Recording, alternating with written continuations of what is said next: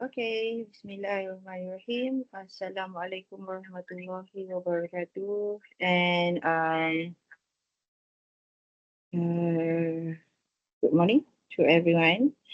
Okay, so hari ni saya nak masuk kepada chapter yang baru, which is chapter 4, entitled Political and Legal System in National Environment. Okay, so last week we have go through the international trade theories and investment. So hari ni kita nak masuk topik yang baru. So hari ni lebih kepada on political system and legal system in international environment lah. Okay. Alright, so here is the learning objective. So throughout this chapter 4, kita akan go through to describe political and legal environment in international business, understand political system. Okay, sekejap. Understand legal system, okay, and then describe the participants in political and legal system, and then identify type of country risk produced by political system, and then identify type of country risk produced by legal system, and also know about how to manage country risk. So overall, throughout this chapter, kita akan fokus tengok on the political system, apa yang dimasukkan dengan sistem political, dan juga legal system.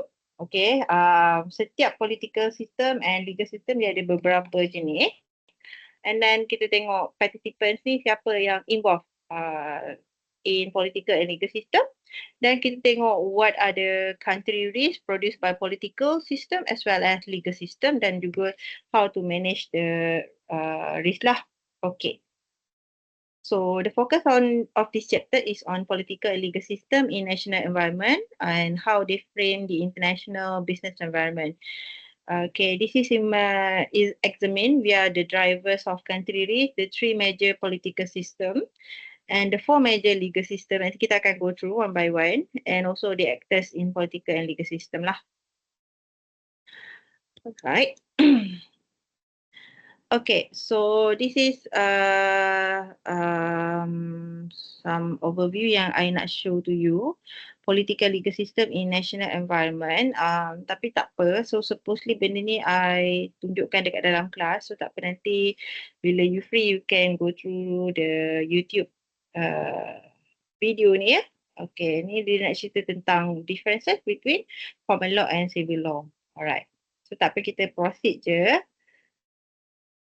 Okay, so kita tengok dulu apa yang dimaksudkan dengan country risk. Alright, so country risk is an exposure to potential loss or adverse effect on company operation and profitability caused by development in a country's political and or legal environment. Okay, and it is similar to political risk but also can include economic challenges. So each country has unique political and legal system that often pose challenges for company performance. Okay, so macam yang saya dah mention tadi, setiap negara dia ada dia punya political system dan juga legal system masing-masing. Anyway, kita akan go through yang major political system as well as legal system. So setiap negara tu have their own unique political legal system. So tu yang memberi cabaran lah, risiko in term of the country risk. So example kat sini, Coca-Cola business fell off in Germany. Okay, macam kita tahu Coca-Cola originated from US. So business dia dekat Germany fell off when the government enacted a recycling plan. Okay, so what happened in the recycling plan? So recycling plan ni dia relate to the legal system lah. Yang mana government dia dia come out dengan a new regulation. Okay, regarding on the recycling plan. So new laws required consumers to return non-reusable soft drink containers to store for a refund of 25 cent euros. Okay, so rather than cope with the unwanted return, big supermarket chain pulled quote from their shelf. So regulation terbaru dekat Germany ni, dia macam siapa-siapa yang beli air Coca-Cola, okay, ataupun apa-apalah soft drink yang menggunakan container, okay, akan dapat refund €25 kalau dia return balik tin tu lah. So dia nak recycling balik kan. Okay, jadi kedai-kedai dekat supermarket dekat Germany tu dia rasa macam rugilah sebab dia yang nak kena spend that 25 cent euro for each of the reusable soft drink container tu kan. So daripada dia kena bayar 25 euro tu, 25 sen euro tu, so dia keluarkan semua minuman-minuman daripada dia punya rak. So ini salah satu contoh country risk lah yang mana dia melibatkan undang-undang yang terbaru, yang latest, yang akan mungkin disrupt the company punya sale ataupun company punya investment ke apa ke. So ini yang kita maksudkan dengan country risk. Alright, so macam yang kita tahu dalam first chapter I dah explain to you there are 4 major type of risk in international business. So for this week kita akan go through on the country risk. So kat sini kita boleh tengok country risk involved with harmful or unstable political system. Ni macam dari segi government lah that rules the countries. Maybe they have political instability, mungkin dari segi leaders dia, dari segi dia punya administration dia ke kan. Okay, and then laws and regulation unfavorable to foreign firm. Okay, some laws ataupun some regulation they are very protective towards local firm. Jadi bila dia terlampau protect the local firm, it may disrupt the foreign firms lah. Sebab susah lah untuk foreign firm compete with the local firm kalau local law terlampau protect dia local ataupun domestic firm, and then inadequate or underdeveloped legal system.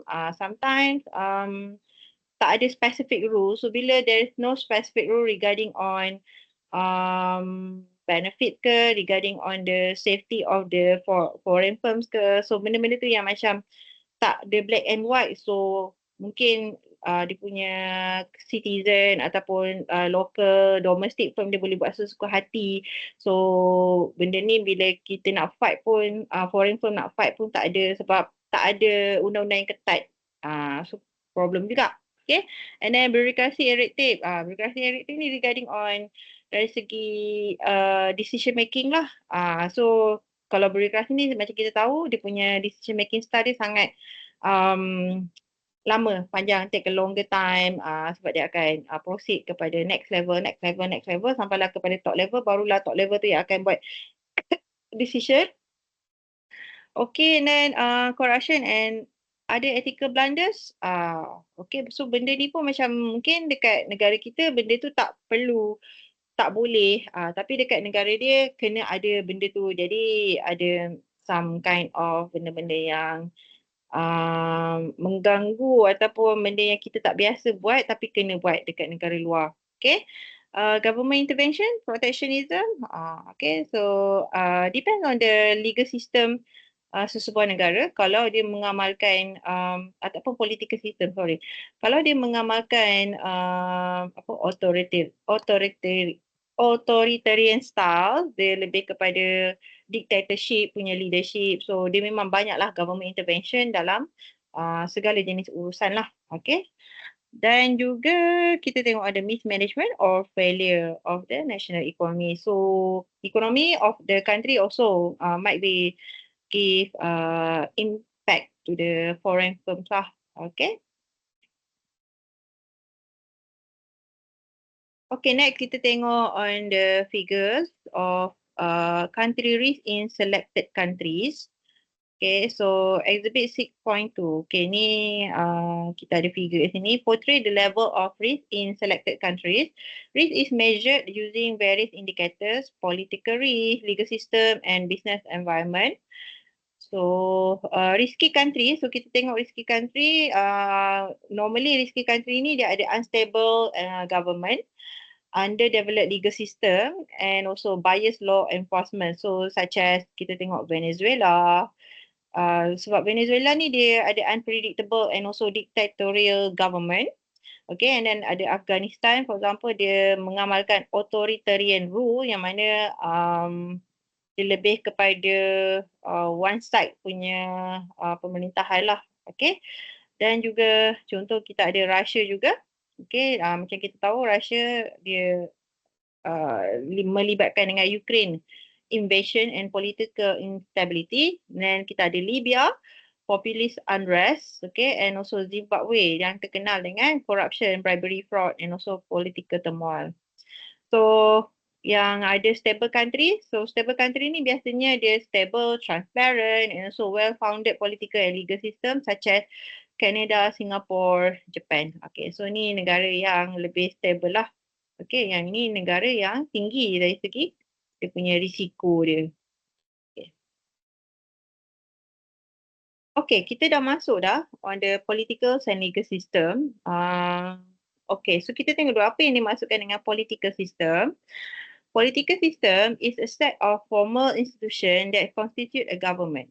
Okay, it includes the legislative body, political parties, lobbying group, and trade union. The system also define how this group interact with each others. Okay, so political system, sistem politik lah yang memerintah sesebuah negara itulah. Okay, dia terdiri daripada badan-badan perundangan, parti-parti politik, grup yang melobi kan dan juga trade union. Okay, so mereka inilah yang akan memerintah negara dan mereka inilah yang akan menggubal undang-undang dan mereka inilah yang akan membuat segala arahan do's and don'ts dekat dalam negara itulah. Okay, so there are three major type of political system. Ada authoritarianism, socialism and also demokrasi. Okay, so nanti kita tengok one by one apa yang dimasukkan dengan setiap political system ni. Authoritarianism macam mana, socialism macam mana, demokrasi macam mana, okay. And then this is the function of political system. Apa fungsi dia lah dalam sesebuah negara tu? It provide protection from external threat. Sebab itulah dia dia kena ada sentiasa monitor the rules and regulation so that dia punya kita boleh protect lah from any external harm. Okay.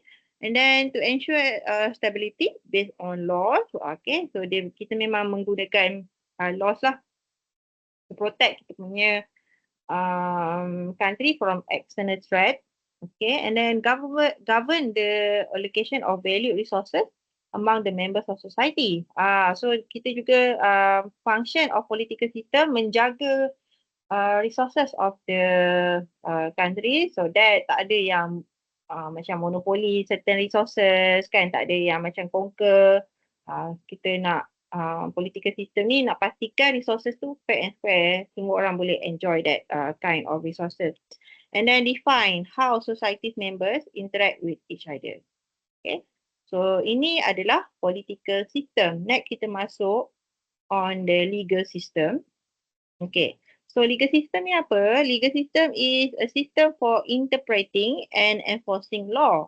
Okay, so the laws, regulation and rules establish norm for conduct. Okay, it incorporates institutions and procedures for ensuring order and resolving dispute in commercial activity as well as protecting intellectual property and taxing economic output. Okay, so sistem perundangan macam kita tahu sistem perundangan ni apa adalah sistem yang kita nak interpret dan juga untuk menguatkuasakan undang-undang. Okay, so setiap negara ada di undang-undang masing-masing. Jadi undang-undang tu adalah kita panggil sistem perundangan lah. So dalam undang-undang tu adalah code of conduct ataupun norm for conduct, macam mana kita nak behave in that countries lah, sama ada apa yang boleh, apa yang tak boleh, apa yang macam advisable, apa yang tak digalakkan and so on lah. So benda-benda tu semua di bawah legal system ataupun sistem perundangan. Okay. So there are four major type of legal system which are common law, civil law, religious law and also mixed system. Okay, so kalau political system tadi kita ada tiga which are authoritarianism, socialism dan juga demokrasi. Untuk legal system kita ada 4. Okay, common law, civil law, religious law and also mixed system. So kena tengok setiap negara dia mengamalkan yang mana. Adakah dia mengamalkan socialism, adakah dia mengamalkan demokrasi, adakah dia mengamalkan authoritarianism for dia punya political system. So that is under political system. Then untuk legal system pula macam mana? Adakah dia mengamalkan common law, civil law, or religious law ataupun mixed system? So kita akan tengoklah apa yang dimasukkan untuk setiap jenis political and legal system ni. Dan kita tengok contoh-contoh countries yang adapt to this kind of system. Okay, so these are the sources. Okay, sources of country risk. Okay, political system sources dia adalah of course government, political parties, legislative bodies, lobbying group, trade union and other political institution. Okay, ini adalah orang-orang di belakang tabir, di sebalik tabir of sistem politik lah. And then kita ada legal system pula, who are the sources? Kita ada laws and regulation and rules that aim to ensure order in commercial activities, resolve dispute, protect intellectual property and also tax economic output. Okay, so ini pula yang terlibat dalam legal system. Of course, yang penting adalah laws, regulation and rules yang kita aim untuk commercial activity tu run smoothly dan menyelesaikan segala jenis dispute ataupun segala jenis masalah, segala jenis yang salah faham ke kan. Dan juga kita nak protect intellectual property, okay. Dan juga kita nak charge economic output lah. Sebab benda-benda ni adalah revenue for one country. So kita tengok apa yang dimaksudkan dengan authoritarianism. Maafkan saya sebab dia agak sukar nak menyebutnya, tapi saya cuba authoritarianism. Okay. Okay, so under authoritarianism political system where the government, okay, control all economic and political matters. So dekat sini dalam negara yang mengamalkan sistem politik jenis authoritarianism ini, segala apa dalam negara tu is being governed by their government. So government yang fully control all economic and political matters. Okay, so either theocratic, okay, religion based or secular. Okay, so it is a state party that is led by a dictator. Okay, so membership is mandatory for those wanting to advance. So contohnya macam dekat North Korea, kita ada dictator such as Kim Jong-un. Okay, so ni salah satu contoh negara yang mengamalkan authoritarianism. Okay, dan kalau nak advance, maksudnya kalau nak naik pangkat ke apa ke, so kenalah join parti itulah. Okay, parti yang memerintah ataupun parti daripada dictator itulah. And then power is sustained via secret police, okay, propaganda, regulation of free discussion and criticism. So biasanya dia memang ada polis khas yang menjagalah, dan juga dia ada propaganda dia masing-masing. So today some countries in the Middle East and Africa like Cuba and also North Korea, okay, adapted this kind of political system. So ni pula authoritarian state tend to have much government intervention and bureaucracy. Okay, so even though ada juga negara yang sebelum ni dia authoritarianism, tapi sekarang dia dah tak jadi authoritarianism, dia lebih kepada mixed system. But still, contoh negara daripada Soviet Union kan, sebelum ni Soviet Union dia memang kita tahu dia memang mengamalkan authoritarianism during the Nazi Germany tu kan. Lepas tu macam China pun dulu dia ada dia punya komunis, dia memang mengamalkan authoritarianism dululah. Spain pun ada, okay, Soviet Union. Okay, tapi selepas perang dah habis dan mereka lebih terbuka, but still mereka masih ada banyaklah government intervention dan juga birokrasi. Macam yang kita tahu, especially China lah, macam kita tahu dia memang sangat kontrol dia punya e-commerce, dia punya telecommunication, dari segi internet of thing lah, IoT dia kan. Macam kat sana dia tak guna Google, dia pakai dia punya sistem dia tersendiri, dan dia punya social media dia pun lain. So itulah salah satu contoh yang kita boleh nampak government tu dia control lagi lah media, social dan juga in term of the telecommunication, benda-benda yang penting ni lah. So ni salah satu contoh act authoritarian that tend to have much government intervention, masih lagi masuk campur dalam urusan apa ni, perniagaan lah. Okay, ini untuk authoritarianism lah. So saya bagi contoh, several countries controlled by head of state with substantial dictatorial powers such as Gurbanguly, Berdimuhamedow in Turkmenistan. Okay, Turkmenistan, okay, dia ada diktator yang bernama Gurbanguly. Lepas tu in Tajikistan dia ada Emomali Rahman. Okay, dan Venezuela dia ada Nicolas Maduro. Okay, dekat Sudan pun ada Omar al-Bashir dan juga former President of Zimbabwe, Robert Mugabe. So ni semua salah satu contoh negara yang mengamalkan authoritarianism dan mereka lead by the dictator. Macam kita tahu yang kita selalu dengar dictator ni negara macam North Korea kan. Tapi selain daripada North Korea, kita ada juga negara dictatorship yang lain seperti Tajikistan, Venezuela, Turkmenistan, Sudan, Zimbabwe. Okay? So mana-mana kumpulan yang buat assignment yang ada kena-mengena yang ada mention negara yang saya sebut tadi ni. So you all tahu dah lah. Dia punya political system dia adalah authoritarianism that led by the dictator. Okay, so itu authoritarianism.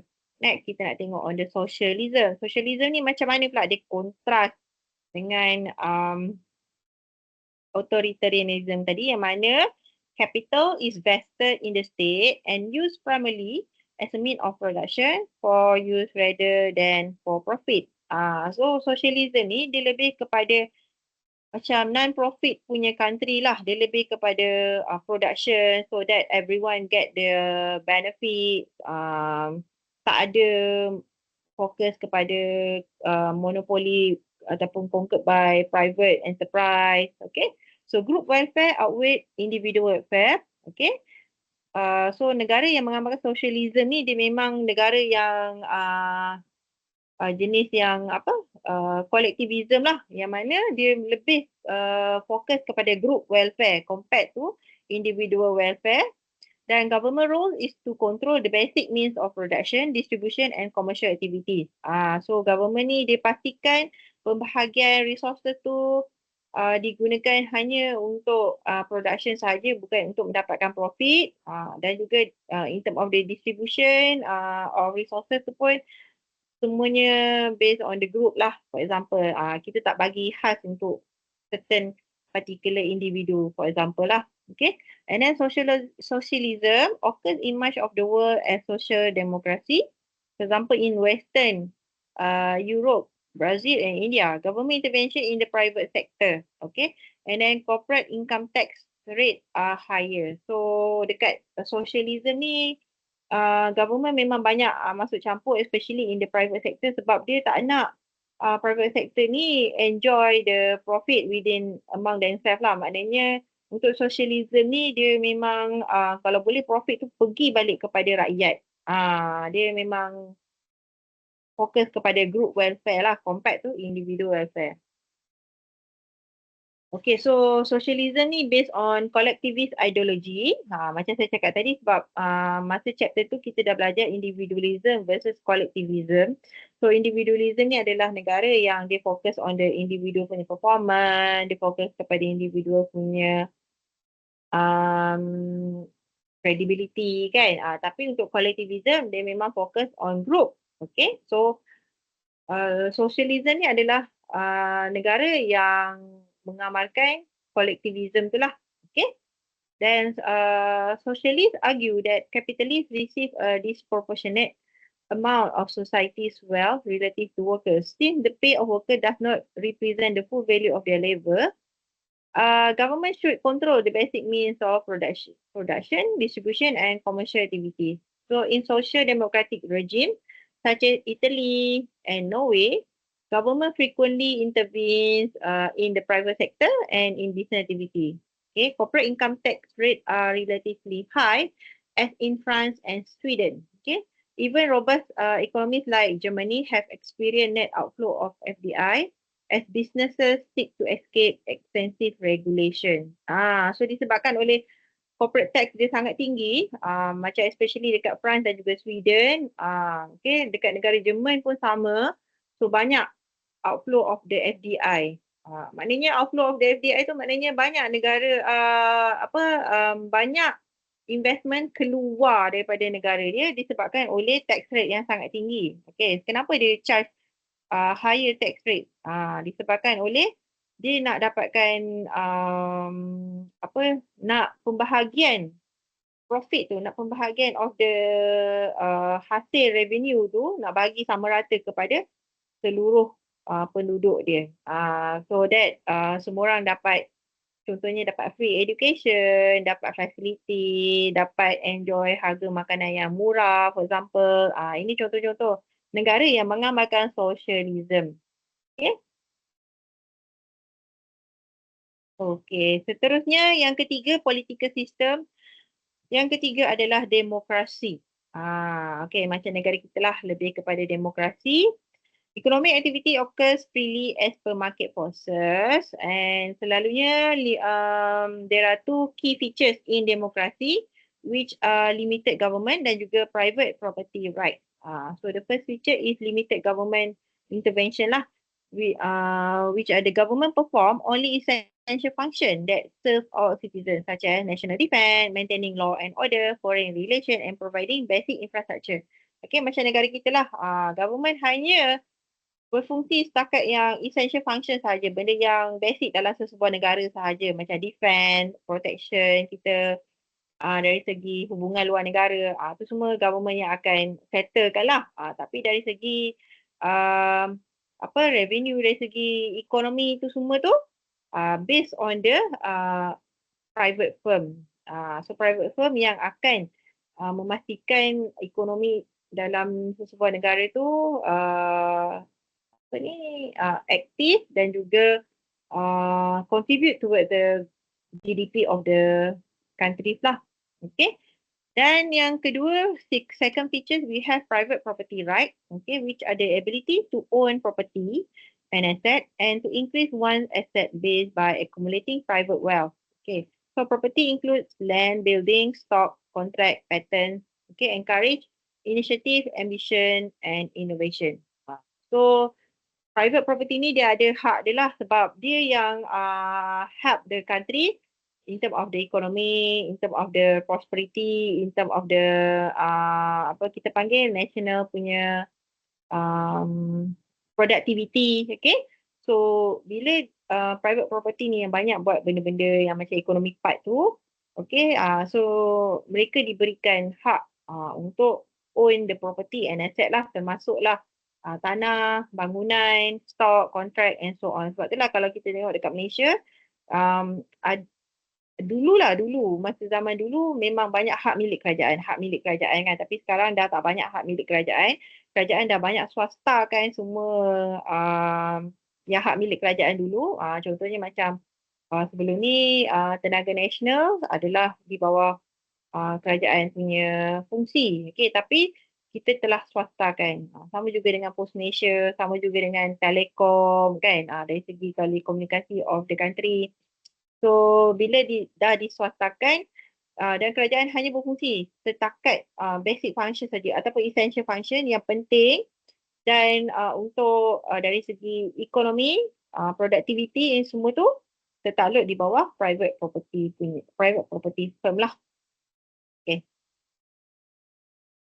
Okay, next this is example of countries under various political system. Ni contoh-contoh country yang mengamalkan authoritarianism, socialism dan juga demokrasi lah.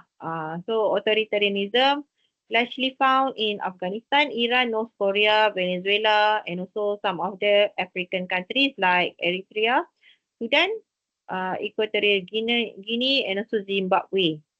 While socialism normally found in Bolivia, China, Egypt, India, Romania, Russia and Tanzania. Okay. So kalau nak comparekan antara socialism dan dengan demokrasi ni tadi, socialism ni dia lebih banyak government intervention lah. Tapi walaupun government banyak masuk campur dalam urusan perniagaan, tapi government tak adalah nak cakap macam authoritarianism yang mana government yang sebulat suara based on the dictator tu lah. Dictator tu maknanya pemerintah yang memerintah negara tu. Tapi untuk socialism dia tak ada dictator. Dia maknanya government tu act as a group. Okay, so government tu yang akan make a decision based on group dan dia akan pastikan rakyat dia rakyat dia live based on the group punya welfare lah. Okay, kalau authoritarianism ni dia based on dictator yang mana individu. So kalau dapat leader yang macam leader yang tamak, for example, contohlah leader yang tamak ke kan, leader yang strict, so dia punya sistem dalam negara dia strict lah. Okay, tapi kalau dapat leader yang macam sayangkan berjiwa rakyat, so sistem dekat dalam tu lebih kepada berjiwa rakyat contohnya kan. Tapi untuk socialism dia tak ada dictator, dia hanya government yang control semuanya. Cuma government yang akan sediakan lah, yang akan sediakan dari segi facility and so on. Dan tax rate biasanya tinggi. Sebab apa? Sebab tax rate tinggi sebab hasil daripada tax tu government akan gunakan untuk improve the infrastructure facilities, to give free education, to lower the price of the commodity for example kan. So that's why kalau you pergi to these countries yang especially in socialism punya country, dia punya cost of living dia tak adalah mahal sangat. Cuma dia punya tax dia tinggi. Okay. So memanglah kalau you spend, contohlah you spend $50 dekat let's say you spend $50 dekat Norway, okay, you boleh dapat dua troli yang penuh ataupun satu troli yang penuh. Tapi kalau you spend $50 dekat negara yang macam mengamalkan demokrasi macam di Malaysia ke, macam dekat Japan ke, you tak dapat lah barang tu banyak. Sebab apa? Sebab harga barang meningkat. Sebab government bukan government tak control price. Government hanya control price untuk necessity product sahaja. Contohnya during festive season, macam musim perayaan, government akan control gula, tepung, beras. Tapi benda-benda lain government tak control. Okay, so sebab itulah fluctuate in commodity price. Tapi kalau dekat socialism, government memang control price. So that's why sebab government nak pastikan, government dekat socialism ni nak pastikan harga barang tu rendah dan juga dia tak nak ada profit to enjoy by the private property lah. Dia hanya nakkan semua orang dapat that welfare tu. Okay. So itulah beza dia di antara authoritarianism, socialism dan juga demokrasi. Okay, so I repeat, authoritarianism ni dia memang government memang government yang rules the country dan led by the dictator. Okay. Socialism tak ada dictatorship, okay, tapi government yang banyak yang banyak rules the country, tapi dia yang control in term of the means of production lah. Tapi dari segi government ni function bukan setakat basic saja. Benda-benda macam ekonomi tu semua tu government still masuk campur jugalah. Dan juga tax rate dekat socialism tinggi. Dan compared to demokrasi pula political system di bawah demokrasi, government ni hanya function in term of the necessity of that country saja. Dan yang lain-lain macam economic output, productivity semua tu based on the private property. So that's why private property ataupun private firm dia boleh ada their own rights lah, yang mana dia boleh beli tanah, beli bangunan, okay. Tak adalah macam tertakluk pada hak milik kerajaan sepenuhnya. Tak. So tu beza dia di antara authoritarianism, socialism dan juga demokratik. Okay, more on the democracy and openness. Democracy is associated with openness, the lack of regulation and barriers to the entry of firm in foreign market. Okay, memang dia open lah kepada biasanya entries to enter the countries is reduced lah, lower. Okay, opponent is associated with successful market entry, increased market demand, competition on quality, which improve overall product quality, and also increase competition leading to efficiencies and lower price. Okay, so bila kita relate kepada openness ni, mudah untuk negara luar datang ke negara yang mengamalkan demokrasi itulah. Maknanya dia punya tax dia tak tinggi dan juga dia ada protection towards foreign firm, dia ada bagi benefit towards foreign firm. Okay, so mudah untuk foreign firm masuk ke dalam negara tu. Tu dari segi successful market entry lah. Dan juga ada demand, okay, dan juga in term of the quality. So bila ada apa yang dimaksudkan competition and quality ni dari segi sebab dekat dalam sebuah negara tu bukan sahaja ada local firm yang sangat kompetitif, tapi juga ada foreign firm yang daripada luar yang juga compete against the local firm ni to give the best quality lah. So that's why ada competition on quality dalam demokrasi punya country. And then increase competition. Okay, sebab apa? Sebab due to the market entry ni yang sangat senang lah nak masuk. So bila senang nak masuk, of course number of firm ataupun company dalam sesebuah negara tu makin tambah. Bukan setakat in term of local, tapi ada juga foreign company yang masuk ke dalam sesebuah negara tu. So example, India has steadily lowered entry barriers to its car market. Foreign car maker entered the market, greatly increasing the number of models for sale. Greater competition increased the quality of available cars and car prices fell. So ini yang terjadi dekat India yang mana dia turunkan entry barrier to the car market. Sebelum ni mungkin car market dekat India dia punya tax dia tinggi. So bila dia turunkan the charge of the tax dekat car market ni, so foreign car makers pun berminat lah nak masuk ke pasar India. Macam kita tahu India pun dia punya population dia sangat tinggi, so memang ada high potential kat situ. So that's why ada increase in term of the models for sale dan juga greater competition dan juga menyebabkan car prices jatuh lah. Kalau dulu mungkin tak banyak choices, harga kereta dekat India tu mungkin tinggi disebabkan kurang option lah. So bila ada banyak option, dah ada lambakan kereta kat situ, so harga tu diturunkan. Okay, political and economy. Dia relate dengan ekonomi sikit. Kalau authoritarianism, dia associate with command economy. Yang mana the state make all decision on what to produce, how much to produce and what prices to charge. So command economy. Authoritarianism dia akan mengamalkan command economy. Yang mana government lah. Ataupun bukan government lah, sebenarnya dictator tu, leader. Leader yang control the countries yang akan make a decision on what to produce, how much to produce and what prices to charge. Okay, kalau demokrasi, biasanya demokrasi dia lebih kepada market economy and also capitalism lah. Yang mana decision are largely left to market forces, that is supply and demand. So dekat dalam demokrasi ni, government tak control sangat, yang mana government hanya let the prices of the product based on the supply and demand of the in that market lah. So kalau banyak supply, macam mana harga? Kalau tinggi demand, macam mana harga? So selalunya bila supply tinggi, banyak supply in that market, normally the price will slightly go decreasing lah.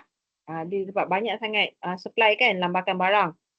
And then kalau demand pula, ada permintaan yang tinggi terhadap sesuatu produk tu, maka the price of product will be higher.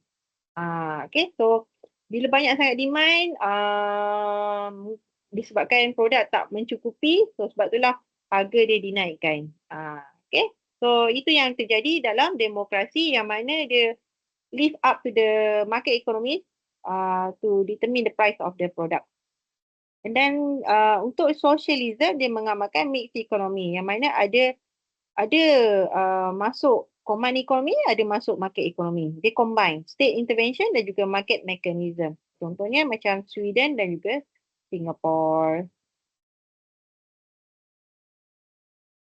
Okey, ni saya baca sikit. Kalau authoritarianism, okey, authoritarianism biasanya state own major economic sector. Okey, so dia memang kontrol lah. Dan juga lower living standard disebabkan oleh control by the government tadi tu. So tak banyak pilihan, so that's why lower living standard lah. And people wait for hours for basic necessity. Okay, and then bureaucratic system, okay, and then weak legal system lah. So ini yang happen in the authoritarianism country dan juga minimal transparency, maknanya tak jelas setiap apa dalam undang-undang tu, walaupun ada garis panduan, ada black and white rules and regulation, tapi mungkin ada hidden information to that legal. And then untuk socialism, dia hybrid lah, dia combine market dan juga combine economy. Dan most industry are under private ownership and entrepreneurs freely establish, own and operate corporation, but the government control pension program, labor regulation, minimum wage level and environmental regulation. Kalau demokrasi dia memang economic freedom, they live up to the market forces, depend on the supply and demand. National governance. Okay, what does it mean by national governance? Okay, national governance refers to the system of policies and processes by which nations are governed and the manner in which they develop laws and regulation, conduct public affairs and manage public resources. Okay, so yang ni lebih kepada macam mana cara sebuah negara itu kita monitor, kita control, kita execute the plan, action taken, macam mana caranya. Itu yang kita panggil dalam national governance. So national governance is related to political freedom and economic freedom. Okay. Political freedom is characterized by free and fair election, the right to form political parties, fair electoral laws, existence of a parliament or other legislative body, freedom from domination by the military or other power, and also self-determination for cultural, ethnic and religious groups. So political freedom ni biasanya kebebasan untuk berpolitik lah, maknanya tak ada pun kita nak kontrol setiap orang ni kena masuk parti ni, setiap orang ni kena sokong parti A, setiap orang ni kena dianggap pengkhianat kalau tak sokong parti B contohnya kan, tak ada. Okay, so itu yang dalam political freedom yang mana setiap orang bebas untuk memilih siapa yang dia rasa boleh control the country dan juga ada hak untuk bersuara dan juga ada hak untuk memilih siapa yang mereka nak dan juga mereka boleh sokonglah mana-mana parti politik yang mereka sukalah. Itu yang dalam political freedom. Tapi benda ni tak adalah dekat dalam authoritarianism. Yang mana authoritarianism citizen in that country kenalah sokong dictator punya parti. So kalau berani tak sokong dictator punya parti, memang kena tangkap lah kan. So tu beza dia lah. Okay, next kita nak tengok relationship between economic and political freedom. Alright, so this is illustrate the positive relationship between quality of national governance and per capita GDP for a sample of countries. Okay. So as the quality ni kat sini quality of national governance, yang ni per capita GDP. So as the quality of national governance rises, so does economic prosperity, leading to higher living standard for citizens. For example, countries with the highest living standard, example Canada, island, Singapore, okay, also tend to have higher quality of national governance. Okay, so ini negara-negara yang kaya dengan kerana dari segi quality of national governance dia semakin tinggi quality of national governance, makin tinggi income per capita for GDP in that countries lah. Okay, by contrast, countries with the lowest living standard, for example, North Korea, Pakistan, Venezuela, tend to score lowest on national governance. Okay. So dia bila dia score lowest national governance, maknanya tak ada political freedom. So bila tak ada political freedom, dia punya income per capita dia pun lebih rendah berbanding negara yang ada national governance, yang ada high quality of national governance ni, dia lebih tinggi dia punya income per capita dia lah. So ni relationship. Kita panggil sebagai positive relationship between economic dan juga political freedom. Let's take a break. Okay, so tak apa, yang ni nanti bila you tengok slide, you boleh play the YouTube videos lah. Okay, the rules of law. Kita nak masuk sistem legal pula. Tadi kita dah fokus on the political system. Yang ini kita nak masuk on the legal system. So kita tengok dulu apa yang dimasukkan dengan the rules of law. Existence of legal system where rules are clear, publicly disclosed, fairly enforced and widely respected by individuals, organization and the government. Common in the advanced economy.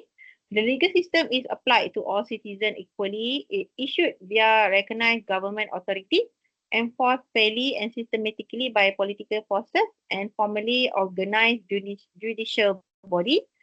Economic activity suffers and uncertainty increase when the rule of law is weak. Okay, so the rule of law ni untuk kita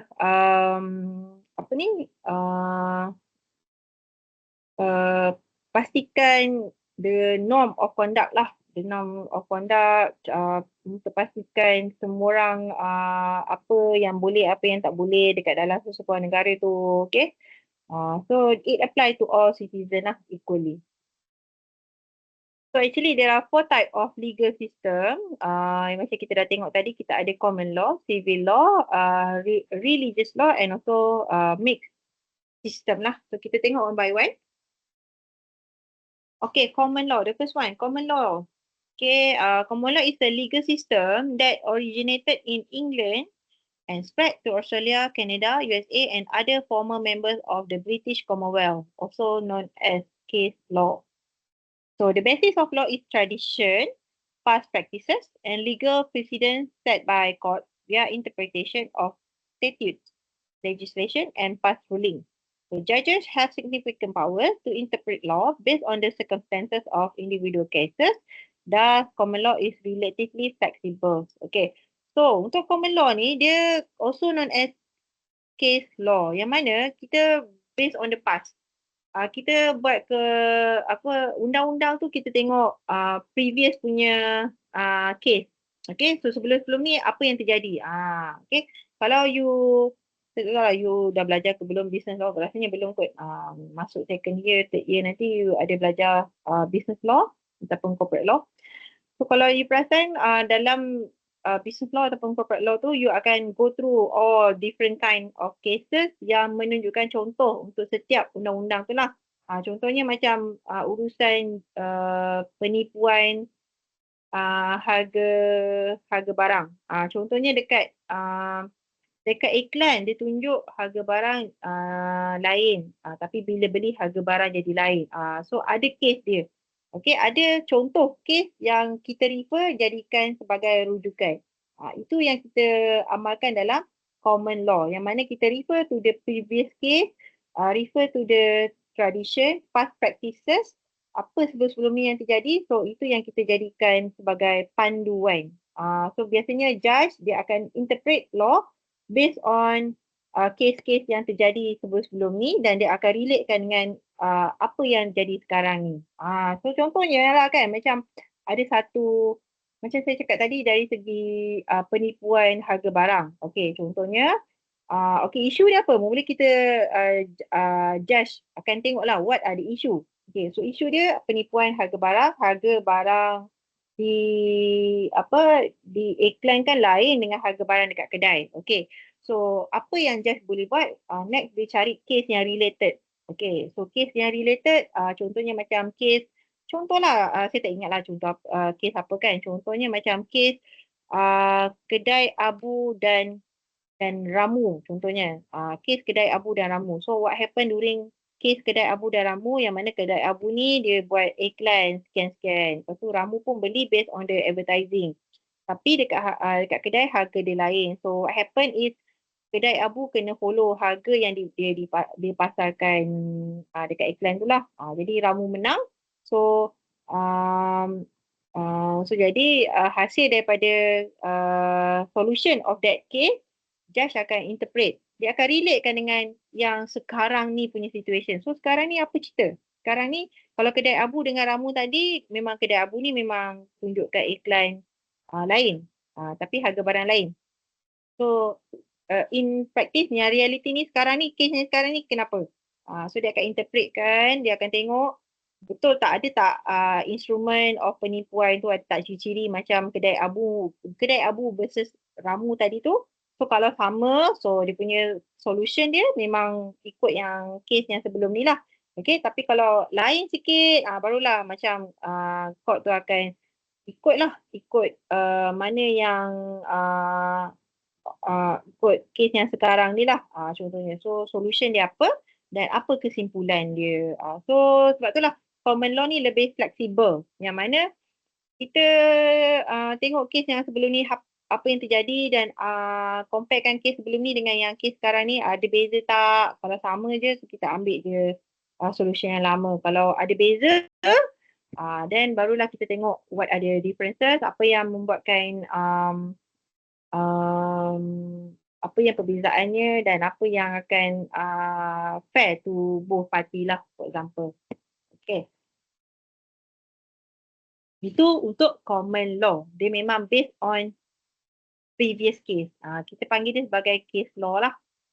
Dan yang kedua kita ada civil law. Civil law ni found in France, Germany, Italy, Japan, Turkey and much of Latin America, based on an all-inclusive system of laws that have been codified, clearly written by legislative bodies. Laws are more cast in stone and not strongly subject to interpretation by courts. Okay, so a key difference is that common law is mainly judicial in origin and based on court decision, whereas civil law is mainly legislative and based on laws passed by national and state legislature. Okay, so kalau tadi yang common law tadi, common law tadi dia lebih kepada interpretation of judge. Dia refer to previous case, lepas tu judge tu akan tengok apa yang difaham based on that case, apa yang dia nak relatekan dengan yang situasi sekarang ni. Dia lebih fleksibel. Tapi untuk civil law kita based on the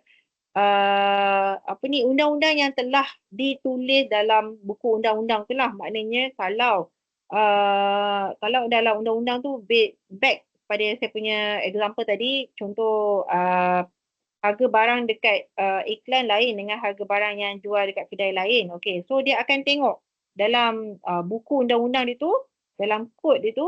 Okay, so kalau ikutkan kes ni, okay, memang dia punya harga barang lain dekat iklan dan harga barang lain dekat kedai. So dia punya hukuman dia adalah kena denda, contohnya berapa-berapa kan. Okay, terus dijatuhkan hukuman. Tanpa ada interpretation, tanpa ada negotiation lah. Sebab dia dah memang dah tertakluk dah tertulis dah hukuman dia macam tu, sebab dah memang dah confirm. Okay, you buat salah, you advertise benda yang salah, tapi you jual benda yang lain, kan. So dah tertulis dekat situ, itulah jatuhnya hukuman dia. Tapi kalau common law, dia based on court punya interpretation dan juga dia dengar based on two side. Okay, mungkin ada sebab kenapa orang ni letak iklan harga lain, jual harga lain, mungkin ada sebab. So dia akan lebih fleksibel. Tapi civil law ni tak, dia lebih kepada apa yang dah written dalam that buku undang-undang tu lah. Laws are more cast in stone. Dia memang dah tertulis dalam buku tu. strongly subject to interpretation by courts. Kita tak ada interpret. Terus dia macam, okay, ni salah. So, hukuman dia ni. Tak ada macam, tapi kan dia salah, memang dia salah. Tapi tak ada, no. Itu dalam civil law lah. Okay, so sebab itulah common law lebih fleksibel lah berbanding civil law. Yang mana macam yang kita tengok kat sini, common law dia based on judicial in origin. Kalau civil law dia based on the undang-undang yang dibuat oleh pemerintah. Undang-undang yang dibuat oleh pakar-pakar undang-undang tu. Dia tak based on case sebelum ni, tak. Dia orang yang cipta undang-undang, so dia orang pakai undang-undang tu. Tapi kalau common law, dia based on case yang happen sebelum ni, based on tradition, based on past cases, dan dia akan interpret, relatekan dengan yang situation sekarang ni, dan barulah dia akan make a judgement lah based on that fact yang ada, evidence yang ada. Okay, so tu beza di antara common law dan juga civil law. Hopefully you guys get the base idea lah. Beza di antara common law dan juga civil law. Okay, more on the differences between common law and civil law. Okay, in terms of the ownership of intellectual property, kalau civil law determined by registration, common law determined by prior use. Sebelum ni siapa punya, kan? Kalau sebelum ni dia punya, so tertakluk pada dia lah nak bagi hak cipta, hak milik tu kepada siapa, contohnya kan. Kalau civil law, based on registration, didaftarkan atas siapa yang make that registration kan. And then enforcing agreement, commercial agreement become enforceable only if property notarized or registered. Okay. So kalau common law pula, proof of agreement sufficient for enforcing contract. Setakat bagi bukti pun dah cukup dah menandakan agreement tu valid. Tapi kalau civil law kena ada registered lah. Dan specificity of contract tend to be brief because many potential problem are already covered in the civil code. So selalunya kontrak di bawah civil law country ni dia lebih ringkas. Sebab benda-benda yang lain semuanya telah tertulis dalam undang-undang dia sendiri. Tapi kalau dekat dalam common law dia lebih detail kontrak dia. Okay, kontrak dia lebih detail yang mana semua any kind of possible contingency akan di-highlightkan dekat situ. Okay, sebab itulah kalau sebenarnya negara kita mengamalkan mixed system lah, yang mana kita combinekan di antara common law dan juga religious law. Tapi religious law nanti kita akan tengok. Religious law ni kita panggil sebagai undang-undang syariah, mahkamah syariah. Kita juga ada mahkamah sivil. Mahkamah sivil dan juga mahkamah syariah. So mahkamah sivil ni kita menggunakan common law lah. Okay. Lepas tu compliance with contract, kalau untuk civil law, the non-compliance is extended to include unforeseeable human acts such as labour strike and riot. Okay. Kalau untuk common law, act of God.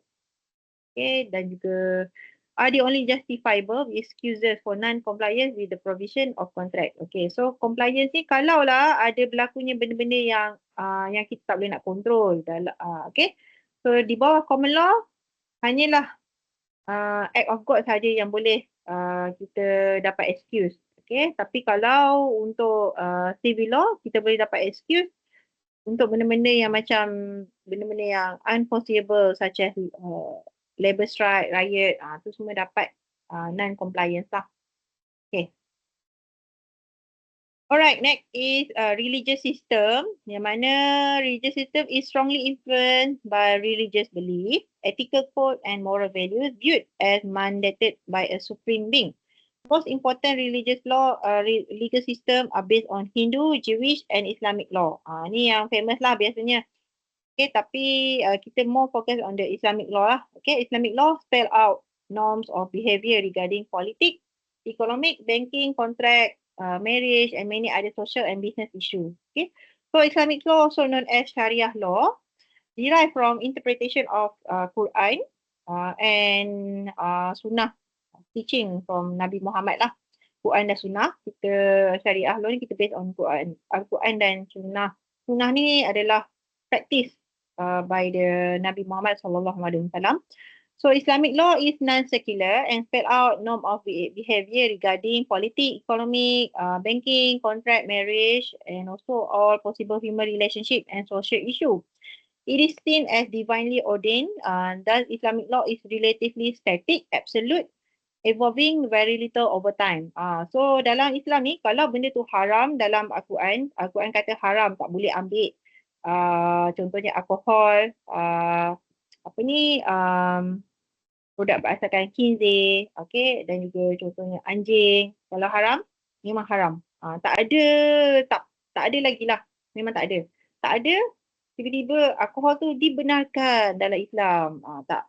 Okay, tapi subject to little lah. Ada little modification in term of the, contoh alkohol tu dibenarkan dalam Islam kalau untuk medical treatment for example. Itu kita bagi kelonggaran. Sebab sekarang ni zaman semakin lama semakin canggih kan, teknologi dah semakin advance, so mungkin ada perubahan dalam dari segi religious law tapi tak banyak, tak drastik lah. Yang mana still kita pegang basic tu ada tapi ada certain yang dibenarkan ikut hukum syarak lah. Okay. So most Muslim countries currently maintain a dual system with both religious and secular court. For example, country with large Muslim population like Indonesia, Bangladesh, Pakistan have secular constitution and laws. Turkey has strongly secular constitution.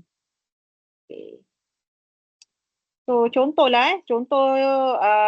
negara yang mengamalkan ataupun example Islamic law ni, strict interpretation of Islamic law prohibit the giving and receiving of interest on loans or investment. Macam kita tahulah interest dalam loan, dalam investment tu sebenarnya haram kan. Tapi thus to comply with Islamic law, financial institution use Islamic finance and charge administrative fees or take equity position in the project that they finance. So instead of kita gunakan term interest, bunga, dalam Islamic law, dalam Islamic finance, kita menggunakan administration fee. Okay, so many issues sukuk Islamic compliant bond that offer revenue from an asset such as rental property rather than interest. The global market for Sharia compliant financial investment now exceed 2 trillion worldwide. Okay, so many Western banks, for example like JP Morgan and Dutch Bank, have subsidiaries in Islamic countries that comply with Sharia law. Okay. So Western country pun turut mengamalkan, turut adalah Islamic financial untuk cater to the Islamic population countries lah. Okay. Alright, next kita ada mixed system.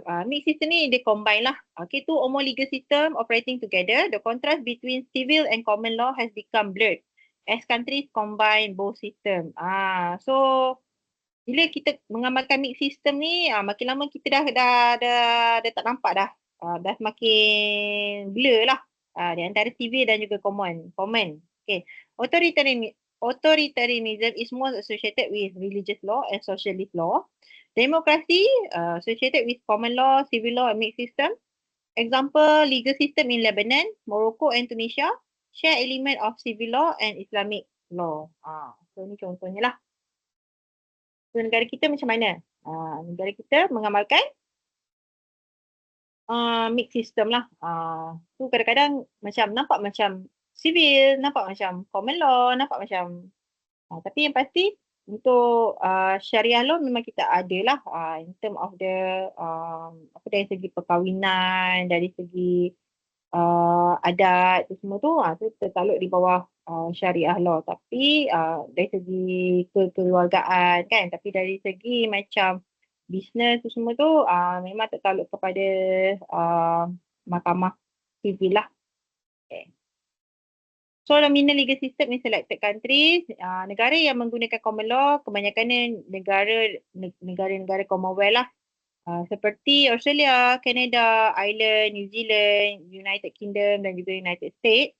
Untuk civil law, much of Western Europe and Latin America, Japan, Russia and South Korea.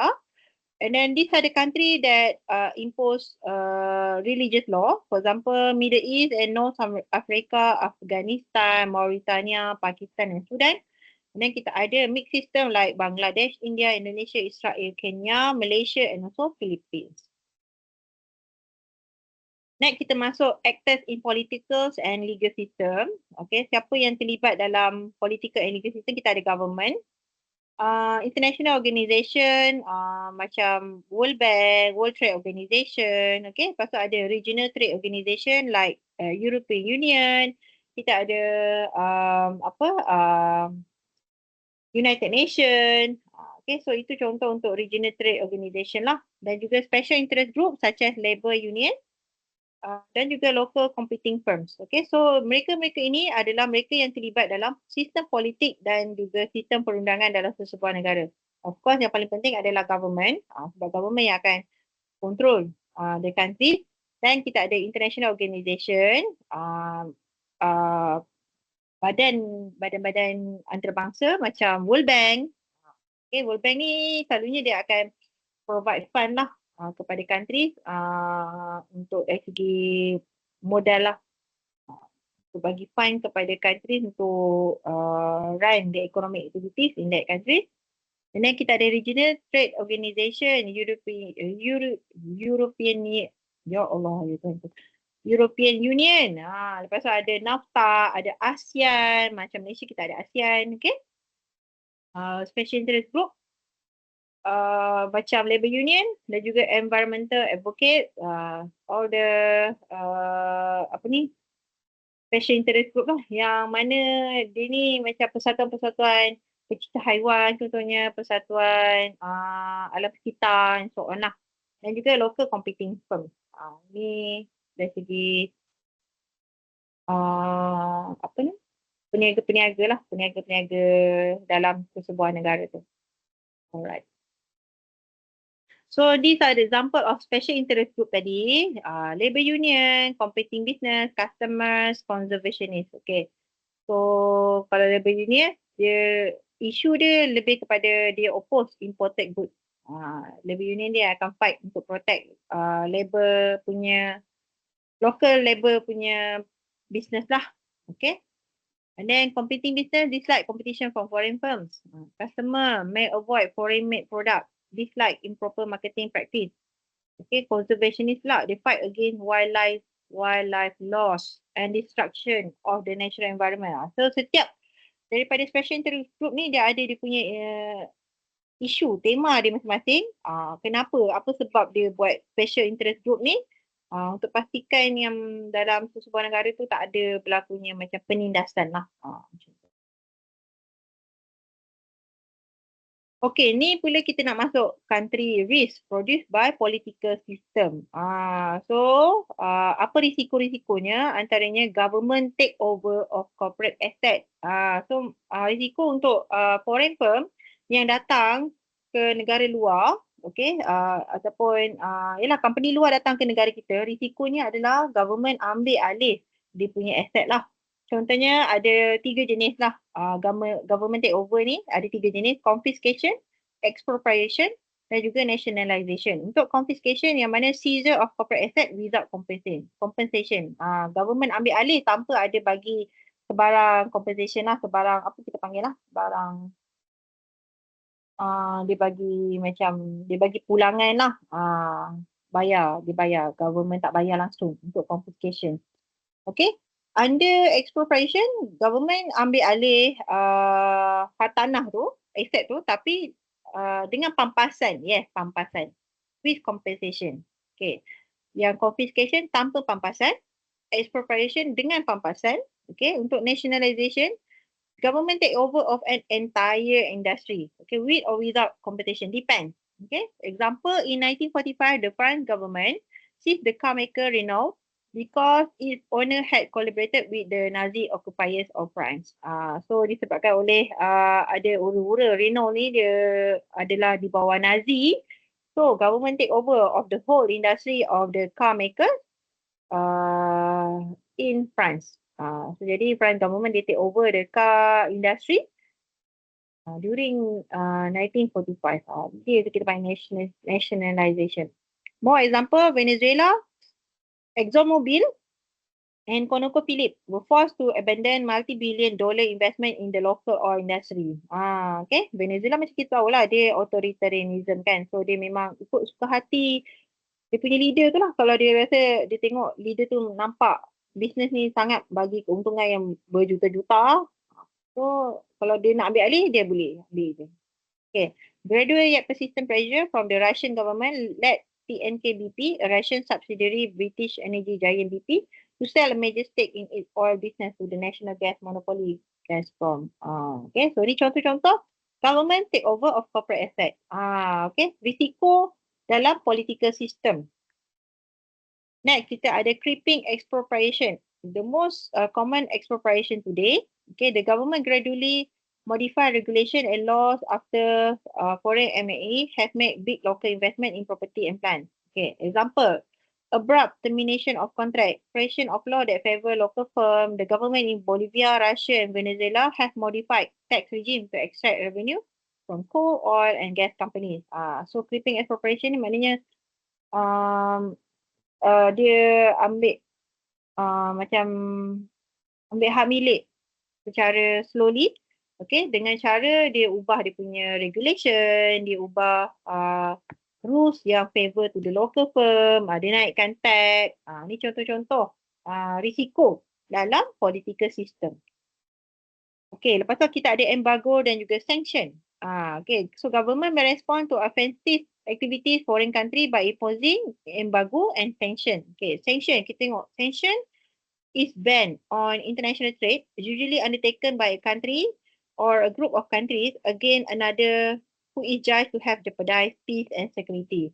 Okay, and then embargo is banned on export or import that forbid trade in specific goods with specific countries. Example, the US has enforced embargoes against Cuba, Iran, North Korea labeled as state sponsor of terrorism. Macam negara kita pun kita ada buat embargo dan juga sanctions, especially on Israeli product. Okay, saya rasa sekarang ni pun banyak lah yang terjadi, especially due to the Israel punya invasion towards Palestine. So banyak negara dah start buat sanction dan juga embargo towards dia punya produk dan juga US punya produk juga. Okay.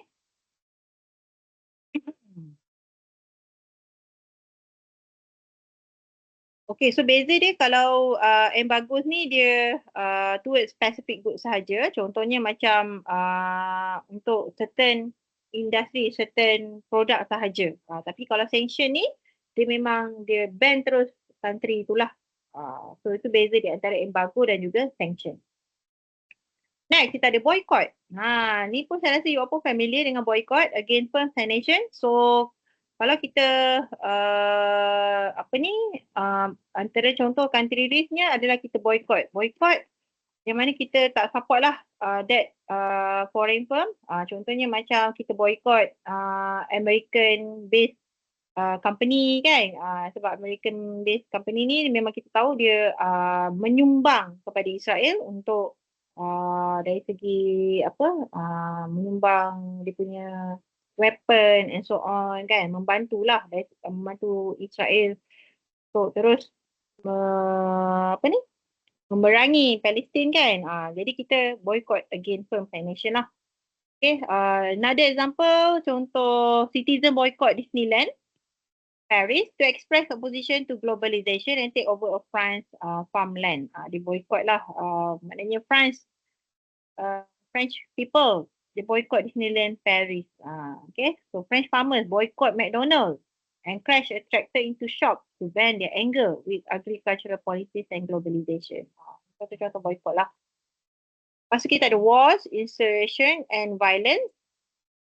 So war and insurrection, indirect effect can be disastrous for company activity. Example in Mexico, the violent conflict among drug cartels and security services along the US-Mexico border has led some firms to withdraw investment from Mexico because perceived heightened risk and political instability.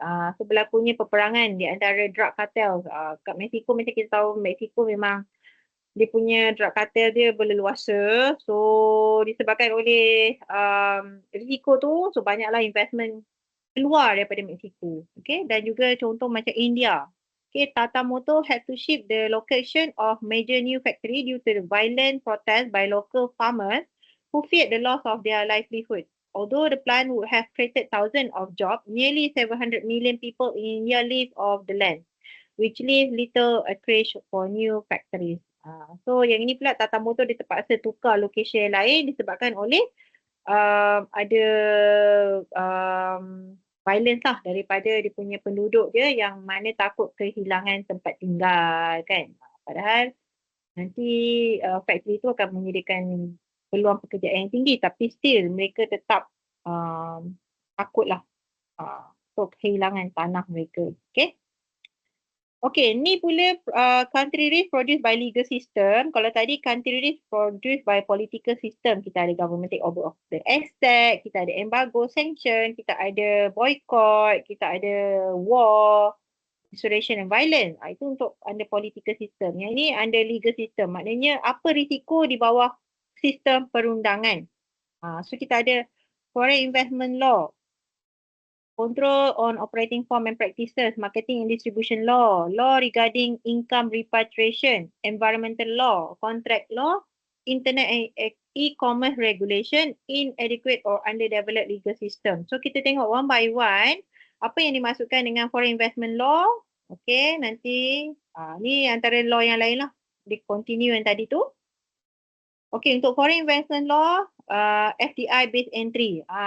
Selalunya macam saya ada mention dalam sebelum-sebelum ni, ada setengah negara dia sangat welcome foreign investment to come to the country. Ada negara yang impose high barriers, high trade restriction.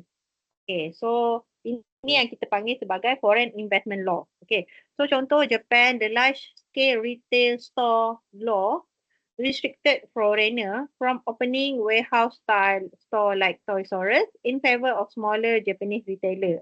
So Japanese, dekat Japan dia ada law untuk large scale retail store law. Okay, so maknanya company yang besar macam Toys R Us, Walmart, apa lagi company yang besar macam Carrefour tu semua tu, dia macam tak beranilah nak buka kedai-kedai yang besar tu dekat Jepun. Sebabkan Jepun ni dia protect dia punya smaller Japanese retailer. Ni untuk contoh foreign investment law lah. And then kita ada pula dari segi control on operating form and practices. Yang ini laws and regulation on how firm can conduct production, marketing and distribution activities. Contohnya in China, telecommunication sector in China, the Chinese government requires foreign investors to seek joint venture with local firms. This ensures local control of the telecom industry. Thus, China gain access to foreign capital and technology. So, yang ini dari segi operating form dia nak pastikan foreign firm yang masuk negara dia kena collaborate dengan local firm so that local firm still in control of that industry lah. Contohnya macam telecommunication sector.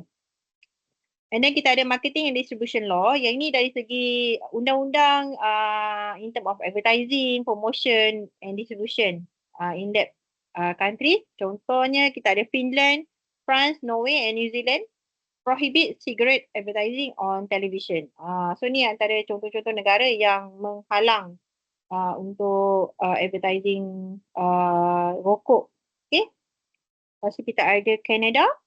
Dia cap price pharmaceutical and other industry. Okay.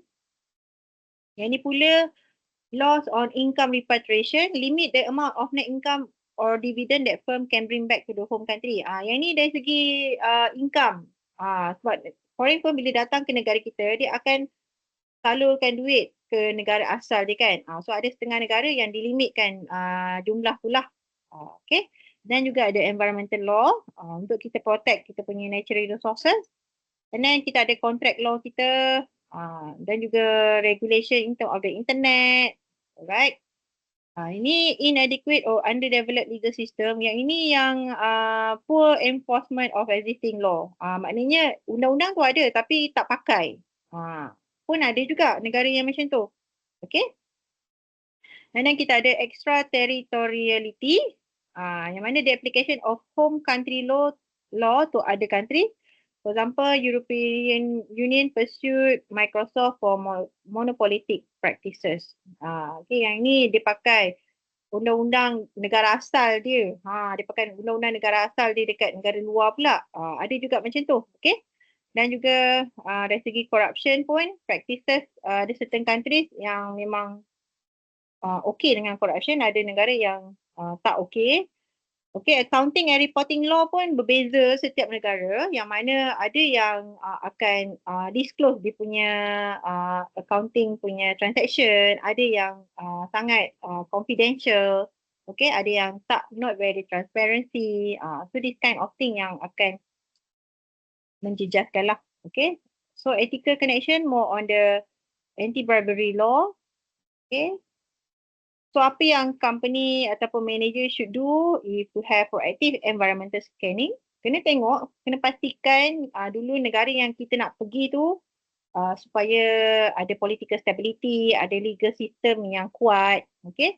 And then strict adherence to ethical standard, maknanya ethical standard ni maknanya kita pakai undang-undang universal, ethical universal lah. Maknanya kalau kita tahu dah bribe tu memang salah, so pilih negara yang memang, okay, bribe tu salah. Macam itulah. Okay. And then alliances with qualified local partners. Okay.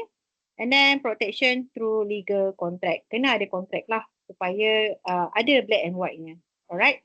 So saya rasa itu sahaja untuk lecture minggu ni. Sekiranya ada yang tak faham, boleh tanya saya soalan anytime. Okay. Through WhatsApp ataupun boleh tanya dekat dalam group WhatsApp. Okay, so saya rasa itu saja. Thank you. Assalamualaikum.